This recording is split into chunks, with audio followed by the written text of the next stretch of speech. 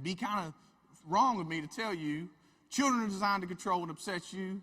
Good luck with that. Not the case, though. There's a second part to that story. So you remember when I told you that deep limbic response when you hear a baby cry? Or, a baby smiles and you have that natural response. It's very basic, very deep brain. Well, what happens next in what they call an integrated brain, which is someone who's, we would say fairly emotionally balanced, is the first thing that happens is the alarm goes off that says there's a child in distress. The second thing that happens is in the cerebral cortex, or in the prefrontal cortex especially, which is higher level thinking, that's all you need to know, that says, what am I going to do about it? What's next? It's one of the biggest things I've spent time with parents is to say, your children upset you. That's part of the equation, but you're designed to meet your children's needs. That's from getting a bottle for a 6-month-old all the way down to developing a program in your community. Because your community hears your children in distress and says, what do these children need? And they start developing programs. They start applying for grants. They start moving forward. Because we're designed to meet the needs of children. It's this beautiful neurological dance, beautiful design and that was one of the things where this came from. Actually, was a therapy session where I had a father who got custody of his 2 children after the mother ran off, and this father was feeling very inadequate about his ability to father these 2 boys, and they were all over the place. And he looks at me and he goes, they drive me crazy. I said, good. He looks at me and he goes, what? Why'd you say good? I was like, your equipment works. The parents that scare me are the ones that aren't upset when their children are upset. I said, you have the right response. Now we just need to teach you what to do with that response. So, children sometimes can make us compromise that higher level thinking. Right? You ever have that? I don't know about y'all. My children can make me look like an insane person. Well, I had a non-example the other day. I was picking up, interestingly enough, in the cereal aisle at Walmart. And at the end, you take your kid to the store, and these stores are great about putting toys everywhere. Right? It doesn't matter if you're there to get underwear, milk, shotgun shells. Doesn't matter. You're going to walk by a toy. I don't know how many of y'all went to get shotgun shells recently, but you're going to walk by a toy, your child's going to want it, right? Well, I'm standing there, I'm getting interestingly enough, most of my stories I'm holding oatmeal. I don't know what's up with that. But I'm standing here, and at the end of the aisle is this very professionally dressed woman in her pantsuit and in her little mini-me. She was a blonde, probably 30-something lady, and she had a blonde little 4-year-old, I would say 4-year-old daughter standing beside her. And they looked like the mom just got off work and so on and so forth, and the little girl's sitting there. And y'all know what goofy teeth are? The little teeth you put over your own teeth to make your teeth look goofy. If you haven't, look them up. It's quite entertaining at first when you see it. So this little girl looks at these goofy teeth and she goes, Mama, I want the goofy teeth. And the mom's not really paying that much attention. And she goes, honey, we don't have time for that right now. And we got to get back. We got to make dinner, so on and so forth. And the little girl goes, but Mom, I want the goofy teeth. And the mom says, honey, we do not have time for you to get the goofy teeth. So the little girl shifts weight on her hip. She goes, Mom, that's like, you don't know how this works, do you? I thought we covered this.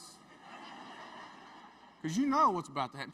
Mom, I want the goofy teeth. She starts talking through her teeth. So the mom goes, I said no. That's an example of 2 deep limbic systems talking to one another right there. There's no higher level something, there's no teeth talking in higher level thinking. The little girl is standing down there and she says, I want them now. And she stomps her foot. And I'm thinking, oh, it's about to get good right here. I don't even have confidentiality with these folks. I tell this all over the country, right?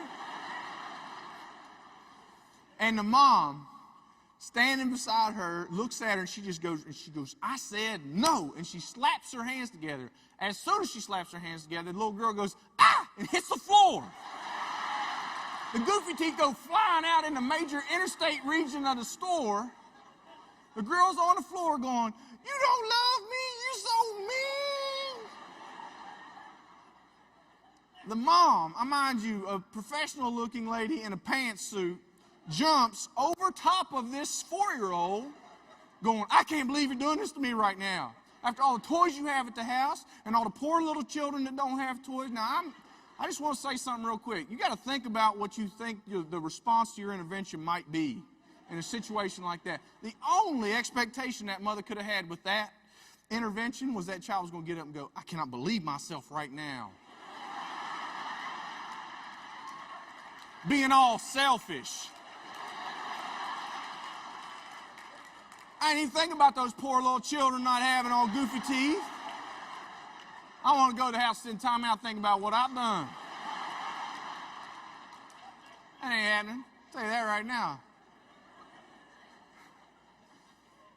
So the mom and the daughter, and I'm sitting down there holding my oatmeal, just loving it. Loving it. And then I start to think, I wonder if I'm the creepy guy at Walmart. When people say, that guy, he's kind of strange. I don't mean to be. If I ever run into one of y'all, it's a study. If I tell you what I'm doing, it'll ruin it.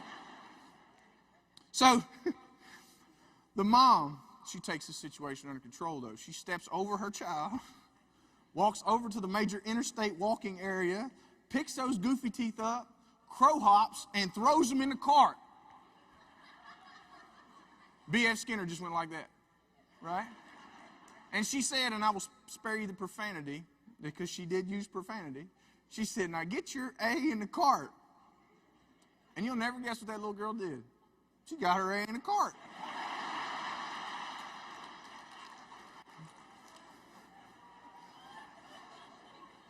Work, right? Now, I'm going to let that mom off the hook.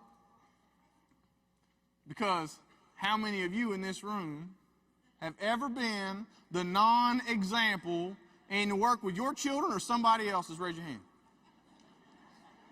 Right? I'm going to tell you something real quick about the folks you're sitting with. If you were sitting with somebody that did not raise their hand,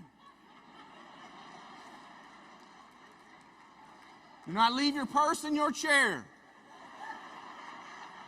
Because they will lie about other things too, I'm telling you.